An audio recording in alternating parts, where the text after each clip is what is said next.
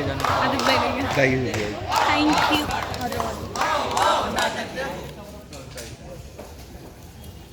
एक गांव में जहां मिट्टी से ज्यादा लड़कियों के सपने दबाए जाते हैं, वहां एक लड़की ने उड़ने का ख्वाब देखा है। पर यहाँ सपने देखना अपराध है और सपने देखने वाली लड़की अपराधी। तो आइए देखते हैं कि कैसे इस गांव में एक लड़की के सपनों को दबाया जा रहा है।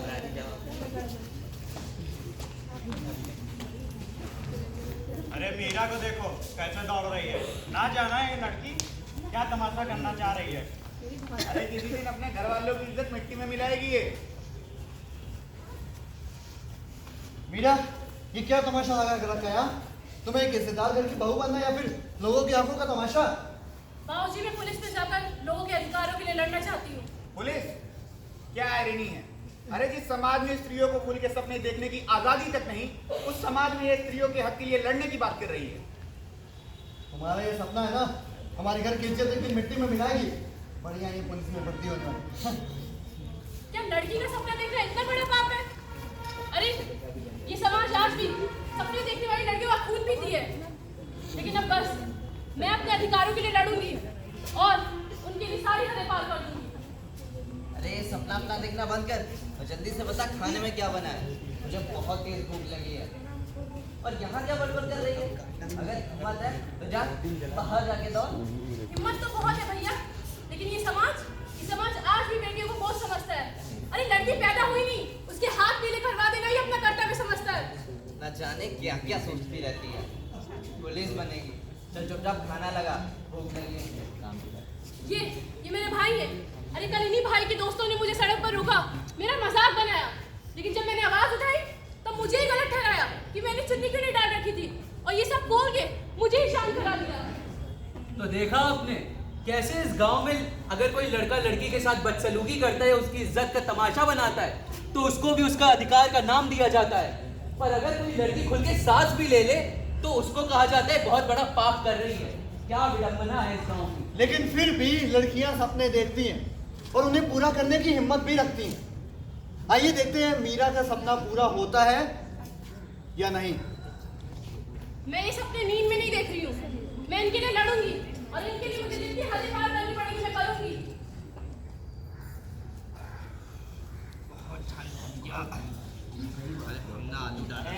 और भैया क्या हाल चाल है? यादव जी क्या हुआ, बड़े चिंतित लग रहे हैं। अरे भैया क्या बताएं, रोज वही सुबह सुबह शुरू हो जाती है नौटंकी। हमारी बिटिया कह रही हमको डांस सीखना है। अब कौन समझाए कि ये समाज उसको जीने नहीं देगा। अरे तो क्या हुआ, समाज की काहे परवाह कर रहे हैं आप? अरे अपनी बिटिया को डांस सिखाइए, अरे हीरोइन बनवाइए उसका। लाहौल बिला कुव्वत, ये आप क्या कह रहे हैं? अरे आप तो ये अनर्थ कर रहे हैं।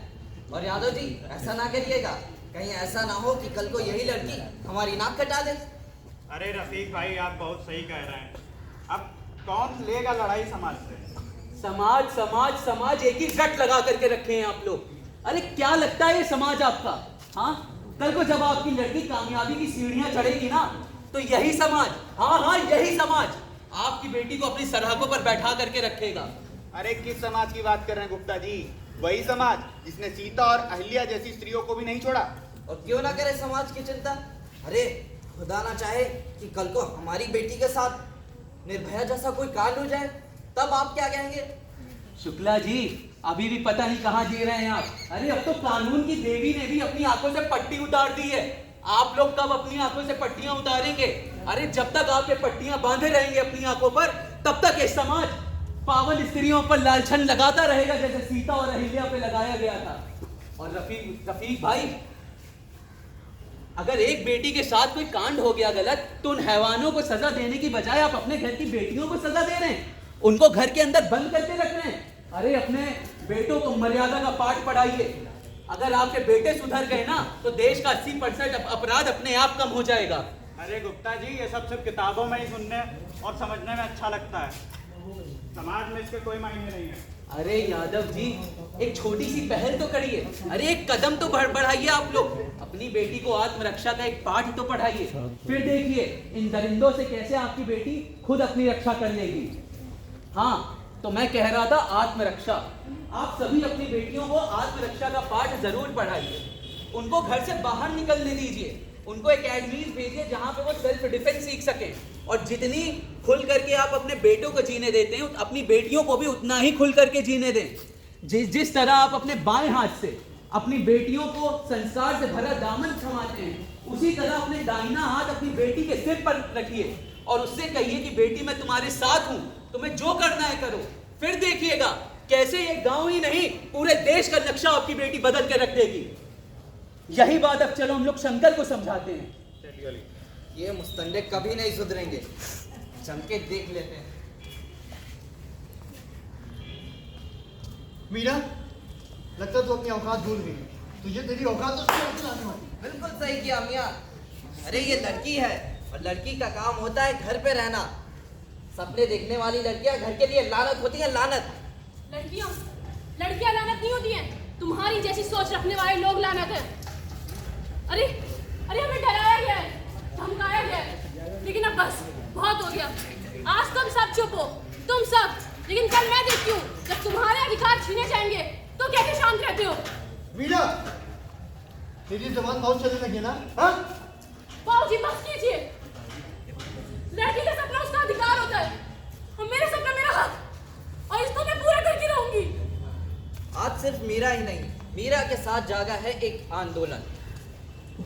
तो देखा आपने मीरा कैसे समाज से लड़ी और अपने सपनों पर विजय पाई।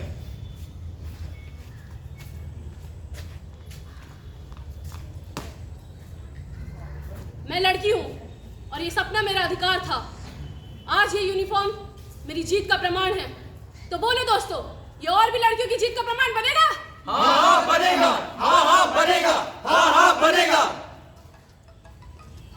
ये सपना सिर्फ मीरा का नहीं था, बल्कि हर उस औरत का था जो सपना देखने से पहले डर जाती है और अपने अधिकारों के लिए खड़ी रहती है। ना केवल अपने अधिकारों के लिए, बल्कि हर उस नारी के अधिकार के लिए जिसका सपना कभी दबाया गया था। देख रहे हैं आप, मीरा अपनी जैसी कई लड़कियों के लिए खड़ी है। मैं आप सभी से गुजारिश करना चाहूंगा, अपनी बेटियों को घर पे बंद करके मत रखिए। अपनी बेटियों को भी पूरा मौका दीजिए, और वो भी उस देश में जिस देश में स्त्रियों का दर्जा पुरुषों से सदैव ऊपर रहा है। बेटी, मुझे माफ कर दो। मेरी आंखों पे समाज का पट्टी था, शायद इसलिए मैं देख नहीं पा रहा था। दोस्तों, जैसे मेरी बेटी मीरा ने अपने हक के लिए लड़ा, वैसे आप लोग भी अपने हक के लिए लड़ सकती हैं, और आपका हक कोई नहीं छीन सकता है। ये बात आप हमेशा याद रखना। क्यों दोस्तों?